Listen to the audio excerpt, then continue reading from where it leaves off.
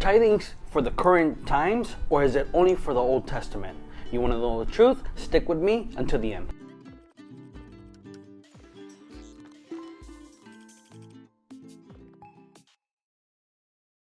Today we're going to be talking about my book, Open Heavens, chapter 2, on the topic of tithing.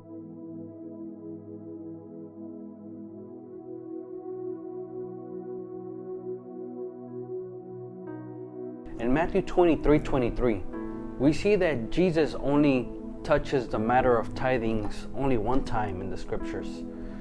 He calls the scribes and the Pharisees hypocrites for paying the tithes of the mint, anise, and cumin. But he does tell them that they are missing one of the biggest important, or the most important things of the law, which is judgment, mercy, and faith. Other than that, Jesus does not mention anything that has to do with tithing. Primitive believers in the Bible, it never talks about them paying tithes, but it does mention that they sold their properties voluntarily to help the needy. We see that in Acts 2:43 through 47. In 2 Corinthians chapter 9 verse 7, it says that they also gave according to what God had placed in their hearts. We see that in the New Testament, it never talks about the church paying tithes. We also see in the book of Acts chapter 5 1 through 11, Ananias and Sapphira. They don't die because they didn't pay tithes. They died because they have lied to Peter about a question that they weren't forced to give a certain amount. But they lied because he asked, this is the full amount of what you sold the property? And they said yes. Now then he tells them, why did you have to lie?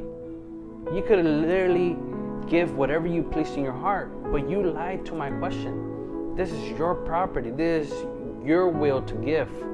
That's why they died. Not because they didn't pay their 10% or their tithings or a certain amount. If we see now in Hebrews chapter 7, 8 and 9, we see that talking about Abraham paying his tithes to Melchizedek. He pays his tithes, yet the scripture teaches us that Jesus is a full sacrifice when it comes down to tithing. He paid the price. There's no sacrifice needed anymore. We don't live under the law anymore. We don't have to pay to someone that is in charge of the nation or the city or a certain amount of people to preach to us. It teaches that Jesus has paid the price, and now we are all able and approved to get close to God. We don't have to pay anyone to teach us. Now we are disciples. We are called to be set apart. We are called to study the scriptures and live for them, not under a law.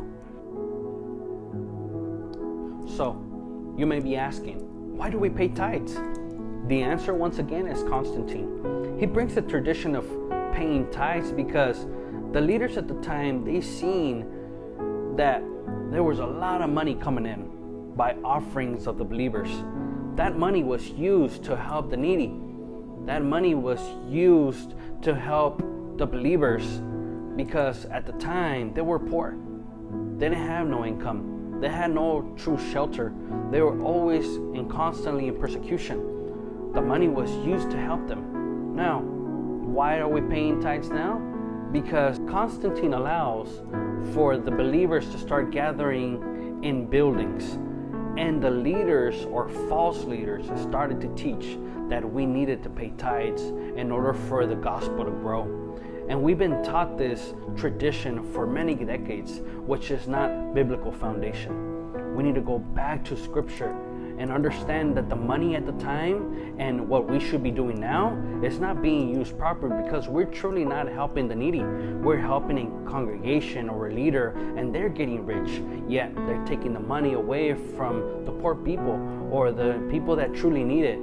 Yet when they are in need, the believers don't help them, or the church or the congregation or the leaders, the spiritual leaders don't truly help the person. They may help them here and there, but according to the scriptures, it's not being done properly.